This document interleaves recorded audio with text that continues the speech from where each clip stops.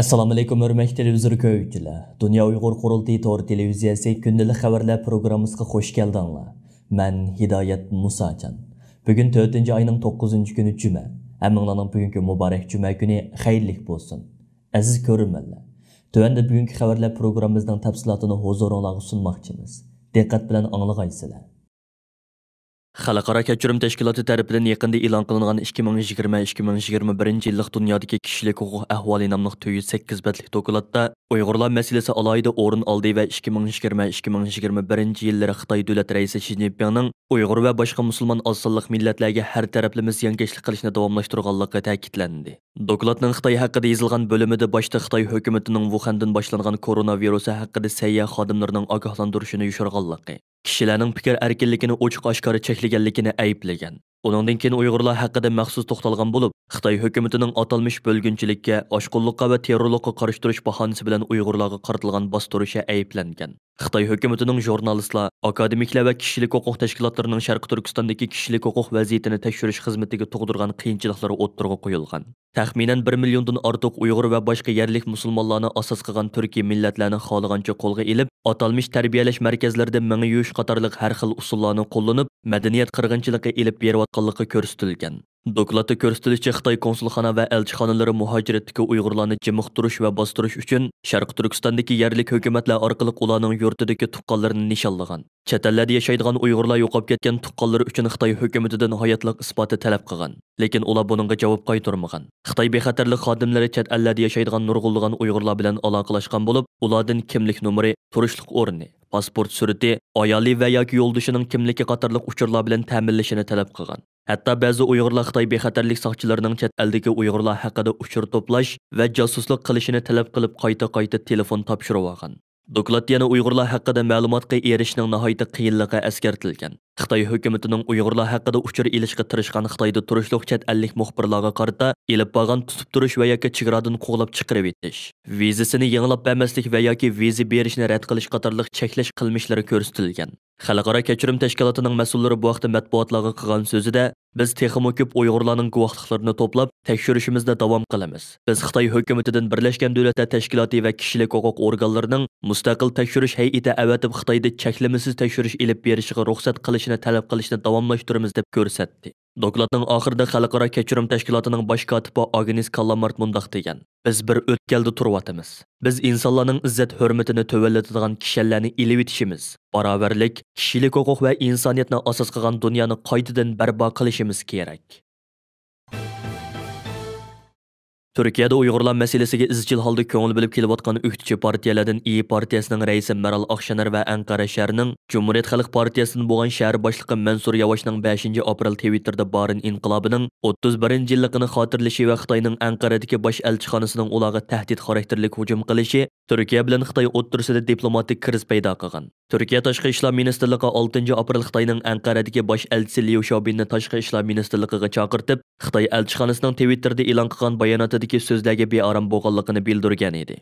7-aprel kuni İYİ partiyasi Ankaradagi Xitoy elchixonasi va Istanbuldagi Xitoy konsulxonasi oldida namoyish o'tkazib, Xitoy elchixonasining ishiga qora gulchambarak qo'ydi. Bulardan sirt İYİ partiyasi Bursa shahar markazida namoyish o'tkazib Xitoyni aybladi. 7-aprel kuni atigan İYİ partiyasi Ankara sho'basining raisi Yetkin Öztürk apandi ba'zi parlament a'zolari va partiya a'zolaridan tarkib topgan nurg'un kishi Xitoy elchixonasi oldida axborot bayonotini o'qib o'tdi.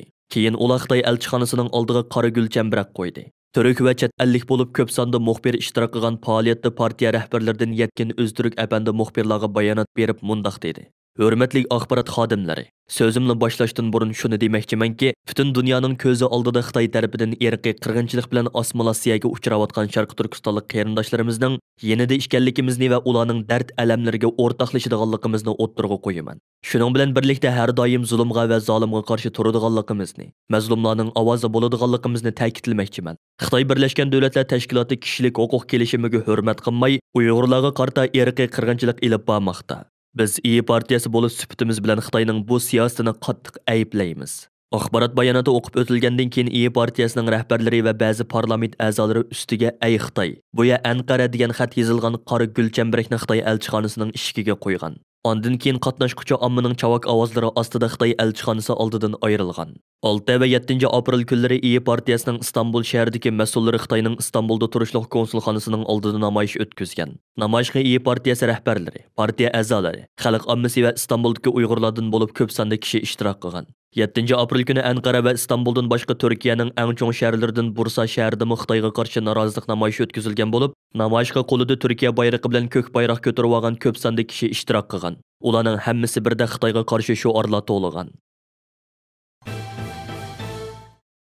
Sharq Turkiston Avstraliya jamiyati Adlay shahrida yangidan qurilib xizmat boshlagan Xitoy konsulxonasining oldida har juma kuni ilib berishni qaror qilgan uzun muddatlik namoyishning tunjisini bugun, ya'ni 9 mart juma kuni rasmiy boshladi. Sharq Turkiston Avstraliya jamiyatining raisi Nurmuhammad Turkistoniy apandimning bevosita riyosatchiligida bugun Adlay shahridagi Xitoy konsulxonasining oldiga to'plangan yuzlagan qarindoshlarimiz mustabid Xitoy hokimiyatining Sharq Turkiston xalqi ustidan rahimsizlik yurgizayotgan irqiy qirg'inchiligiga qarshi jarangliq shuar to'lab atrofni larziga keltirdi. Sharq Turkiston Avstraliya jamiyati mas'ullarining bugun istansimizga bildirishicha Xitoyning xalqimiz ustidan yurgizayotgan irqiy qirg'inchiligiga qarshi turishni asosiy maqsad qilgan bu namoyish taxminan yarim yilgacha izchil davomlashadi va har juma kuni shu joyning vaqti tushdan burun soat 10 dan 11:30 gacha ilib beriladi. Adalay shahrining Joslin rayonida yangidan qurilgan Xitoy konsulxonasining bu yil 30 martga ochilish murosimi kunida Sharq Turkiston Avstraliya jamiyati, Avstraliya Uyg'ur Tangirtaq xonim qizlari uyushmasi, Tibet, Hong Kong, Falun Gong, Vietnam, Tayvan guruhlari tarafidan Xitoy elchixonasi oldida o'tkazilgan birlashma namoyish Avstraliya matbuotlarining kuchli diqqatini qo'zg'agan edi. Avstraliya parlamentiga Uyg'ur irqiy qirg'inchiligini qabul qilish haqida taklif loyihasi sungan mustaqil senator Rex Patrick va Yeshillar partiyasining bo'lgan parlament a'zosi Tammy Franks qatorliqlarmi shu kuni namoyishchilar sepidan o'rin ilib, o'zlarining Uyg'urlarga bo'lgan bevosita qo'llashini ifoda qilish bilan birga Uyg'ur xalqiga qarta rahimsizlarcha irqiy qirg'inchilik yurgizayotgan mustabid Xitoy hokimiyatining jinoiy qilmishlarini qattiq ayblagan edi. Xitoy konsuli joylashgan Joslin rayoni aholi vakillarimi bu rayonda Xitoy konsulxonasining qurilishini asla xohlamaydiganliklarini, shunga uning darhol taqilishi lozimligini talab qilib kelmoqda. 8 aprel kuni Turkiya sud mahkamasi Istanbul Chag'lyandagi adolat saroyida uzun yillardan buyon Xitoy qaytarib berishni talab qilayotgan Uyg'ur jamoat arbobi Abduqodir Yopchan ustidan yepiq sud ichib, Xitoyning qaytarib berish talabini rad qilish bilan birga Abduqodir Yopchan delosining bekor qilinganligini va uning erkinlikka chiqqanligini e'lon qildi. Turkiya sotining bu qarori chet ellardagi Uyg'ur qarindoshlarimizni alohida mamnun qildi. Dünya Uyg'ur qurultayining raisi Dolqun Aysa apandim bu munosabat bilan bugun istansimizga qilgan so'zida Turkiya sotining bu adolatli qarorini qizg'in olqishlaydiganligini ifoda qilish bilan birga uzun yillardan buyon Xitoyning siyosiy tuhmat va bo'htonlari sababidan Turkiyada erkin yashashi jiddiy to'salg'iga uchrab kelgan jamoat arbobimiz Abduqodir Yopchan apandining butunlay erkinlikka erishganligidan cheksiz xursand bo'lganligini bildirdi. Abduqodir Yopchan apandimning advokati Mahmad Anas apandi sud oxirlashgandan keyin qilgan so'zida mundaq dedi. Bugungi sudda Xitoyning Abduqodir apandini qaytarib berish talabi sudchi tarafidan rad qilindi. Bugun bu da'vo natijalik oxirlashdi. Ilgirki sudda Abduqodir apandining chet ellarga chiqishi cheklangan edi. Bu qitimqi sudda bu qarormi bekor qilindi. Abduqodir apandi endi erkinlikka chiqdi. Muborak bo'lsin. Jamoat arbobi Abduqodir Yopchan apandi sud mahkamasining oldida qilgan so'zida tovandikilarni bayon qildi. السلام عليكم ورحمة الله وبركاته. الحمد لله رب العالمين والعاقبة للمتقين والصلاة والسلام على رسوله وآله وأصحابه أجمعين. Xitoyning sharafsiz, vijdonsiz, axloqsiz, nomussiz Xitoyning tuhmatları, yeni kirisi, saxtipazligi, bizning ustimizdan, Sharqiy Turkiston xalqining ustidan qilayotgan yeni saxtipazliklarning hammasi bugun barpo bo'ldi deyishga bo'ladi. Buning uchun Rabbimga cheksiz hamd sanolar aytaman. Bunun ciddi ahmiyet yaratkan, muhaciret yaşatkan bazı Şarkı Türkistanlı kardeşlerimle bu davada aldığımız sert hizmet kılatkan bazı rehberlerin Allah'ın sahip selamı, rahmeti, mağfireti yardım olsun. Amin. Xitoy 2003 yıldan başlap bizim üstümüzden karşapla ve tahmet kılıp terörist degan iftira ve tahmet eden bizden şu Türkiye'de ve dünyanın her kaç yerlerde hatırcım yaşaması için devamlık şu devletlerge xalqarodagi munosabat davlatlarga besim ishlatib Sharqiy Turkiston siyosatini faol yo'lga tushirmoqchi edi. Ammo bugungi kunga chog'imizda buning barbod bo'lganligini, yo'qolganligini ko'rib olamiz. Shuning uchun Sharqiy Turkiston xalqi bundan keyin umid bor, jonliq maydonga chiqish orqali Xitoyning Sharqiy Turkistondagi mavjudiyati va insoniyat qarshi elib berayotgan irqiy qirg'inchilikdan iborat bir jinoyatga o'rtaq qarshi turishdan iborat kuchli oldingi safar kuch hozirlashimiz lozim. Shuning uchun har qanday Sharqiy Turkiston xalqi bu davada mustaqil va jonliq turishi, bu dava Sharqiy Turkistonlikning davası, Türkistan halkının davası, insanlıkның davası, İslamның ve ümmetçilikның davası olup, bugün bu g'alaba qildi deyishga bo'ladi. Bu Sharqiy Turkiston siyasi hareketinde, Türkiston siyasi hareketinde bir açmışlık rol algan, g'alaba qilgan bir vaqt deb bilishga bo'ladi. Shuning uchun bu xabarni o'rtaq Sharqiy Turkiston xalqining hammanglarning uchun bahramand bo'lishinglar, xursand bo'lishinglarni uchun umid qilamiz va xursand bo'lib deb qaraymiz. Hammanglarga Allohning rahmati, yordami, mag'firati, yordamli bo'lsin va Xitoydan iborat bu dushman deb taniydigan, Sharqiy Turkiston tuprog'ini mening deb taniydigan bir hidoyat, bir yordam bilan Alloh taolo shu yordam qilsin. Va oxir davona alhamdulillahi robbil alamin. Assalomu alaykum va rahmatullohi va barakatuh.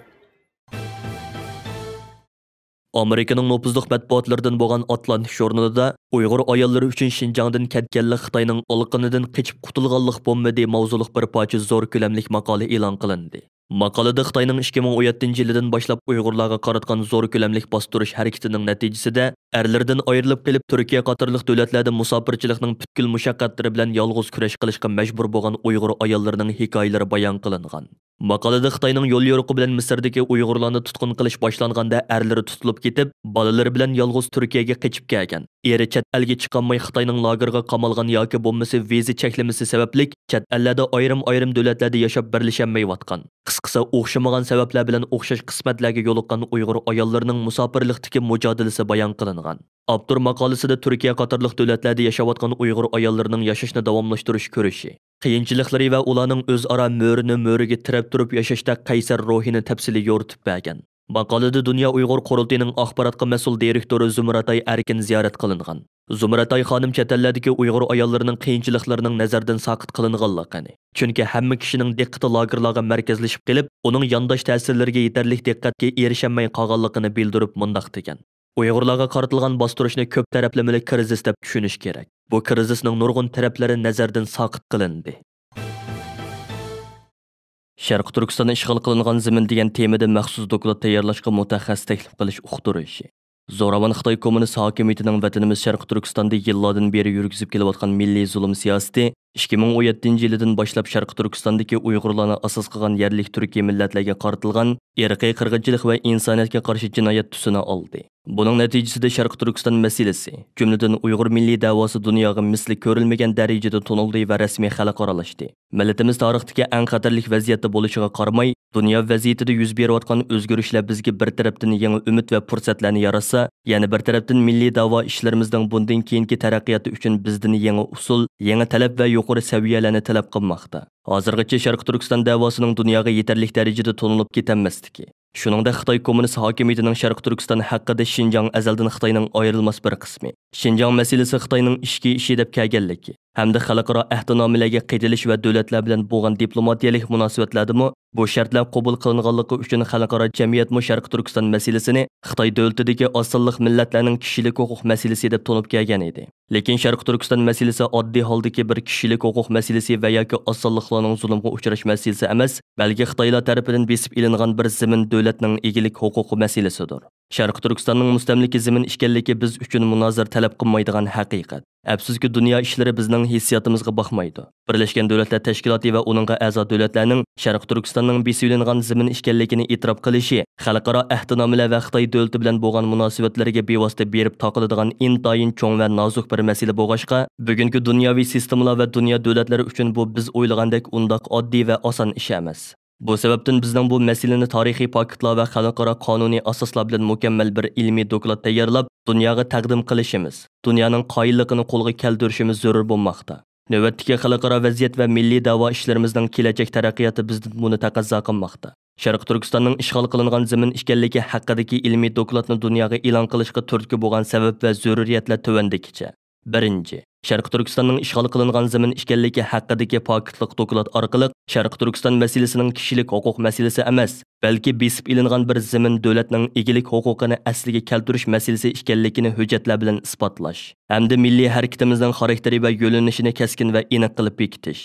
Ikkinchi, Xitoy Kommunist hokimiyatining Sharq Turkistonni Xinjiang azaldan Xitoyning ayrilmas bir qismi degan sapsatisini paketlar bilan bekit qilish. Sharq Turkistonning mustamlika zamin Xitoyning bo'lsa ishg'oliyatchi hokimiyat ekanligini tarixiy va qonuniy asoslar bilan o'ttirg'a qo'yish. Uchinchi, Sharq Turkiston masalasini 1960-yili Birlashgan Davlatlar Tashkiloti tuzib e'lon qilgan mustamlikasizlashtirish ahdnomasining qarorlariga tatbiqlash imkoniyati yaratish. Shuningdek, Sharq Turkiston da'vosining qonuniyligi va haqqoniyligini kafolatga ega qilish. To'rtinchi, Kommunist Xitoy hokimiyatining Sharq Turkiston xalqi ustidan yurgizib kelayotgan zulm siyosati va bugungi irqiy qirg'inchiligining hargizmi Xitoyning ishki ishi emasligini va mushu asosda xalqaroning Sharq Turkiston masalasiga bevosita aralishi va hatto zo'r tepilganda Xitoyga harbiy kuch ishlatishga qonuniy yo'l hozirlash. Buningga qo'shimcha qilib biz bilan taqdirdosh bo'lgan Tibetlarning bu sohasidagi tajribalarini esimizga olsak, masalaning zaruriyati va muhimligi yanada oydinlashadi. Tibet davosi Uyg'ur davosidan burun dunyoga tonilgan va dunyoviy zo'r qo'llashga erishgan edi. 1911-yili Chang sulolasi gumron bo'lganda Tibetlarning mustaqil bo'lganligini, 1951-yili kommunist Xitoy hokimiyati qonliq urushlar bilan Tibetni qayta besib olganligini butun dunyo biletdi. Shundaq bo'lishiga qaramay Tibetlar bir qancha yil sarf qilib, Tibetlik va chet ellik tadqiqotchilarni uyushtirib, nurg'un mablag' silib, Tibetning Xitoy kommunist hokimiyati tomonidan ishg'ol qilingan zamin ekanligini dalillaydigan mukammal doklad tayyorlab chiqib, bu asosda Tibetning egilik huquqini qo'lga olish va dunyoning e'tirof qilishi uchun kurash qilmoqda. 2020-yili Amerika parlamenti tunji bo'lib Tibetning Xitoy kommunist hokimiyati tomonidan ishg'ol qilingan zamin ekanligi haqidagi qarorni ma'qullashida bu dokladning roli zo'r bo'ldi. Dunyo Uyg'ur qurultiyi bu xizmatning muhimligi, ta'xirsizligi va salmoqi, shuningdek masalaning tarix, xalqaro qonunlar ham boshqa sohalarga berib taqiladigan murakkabligini nazarda tutib, buni bir cho'ng tadqiqot temasi sifatida ishlashni uyg'un ko'rdik. Buning uchun biz oldi bilan xalqimizga ochiq-oshkora e'lon berib, o'z ichimizdagi yetishib chiqqan olim, tadqiqotchilarimizni bu vazifani ustiga elishga rag'batlantirishni o'ylashdik. Bu tadqiqot temasiga ajratilgan xarajat hozirgi mo'ljarimizda $50,000 dan $80,000gacha. Rasmiy ish boshlash vaqti 2021-yili 6-oyning 1-kuni. Dokladni tamomlab bo'lish muhlati 1 yil, ya'ni 2022-yili 6-oyning 1-kuni. Material dastlab qaysi tilda tayyorlansa mayli, ammo dokladning oxirgi nusxasi inglizcha bo'ladi. Doklad tayyorlanib bo'lgandan keyin, mushu sohada tajribali xalqaroliq mutaxassislar, qonunchilarning ko'zdan kechirishiga suniladi. Mushu uqtirish e'lon qilingan kundan e'tiboran o'zini bu vazifani o'rindashga layoqatli hisoblagan har qanday bir Sharq Turkistonlik vatandosh o'zining qisqacha tarjimaholi va bu tadqiqot haqidagi dastlabki planini taxminan 2-3 batlik qilib yezib, 5-oyning 5-kunigacha Dunyo Uyg'ur qurultiyiga topshirishi kerak. İltimas qiluvchilar bir kishi bo'lsa-mu, bir guruh kishi bo'lsa-mu bo'ladi. Barliq iltimaslar topshirib elingandan keyin birma-bir qarab chiqilib, iltimas qiluvchi bilan ayrim so'zlashish orqali oxirida eng layoqatli deb qaragan bir kishi yoki bir guruh bilan to'xtam tuzilib, ish boshlanadi. Agar ish birli kishiga topshirilgan ahvolda vazifani topshirib olgan kishi keyin o'z ehtiyojiga ko'ra boshqa tadqiqotchilarni hamkorlashib ishlashga taklif qilsa bo'ladi. Ammo to'xtamda kelishgan pulning miqdorida o'zgarish bo'lmaydi. Hurmatli televizor ko'ruvchilar, yuqorida Dunyo Uyg'ur qurultiyi to'r televiziyasi kundalik xabarlar programmasida diqqatingizga sundik. Keyingi qitimliq programmamizda ko'rishaylik. Ko'rishga omon bo'lgaysizlar. Xayr xo'sh.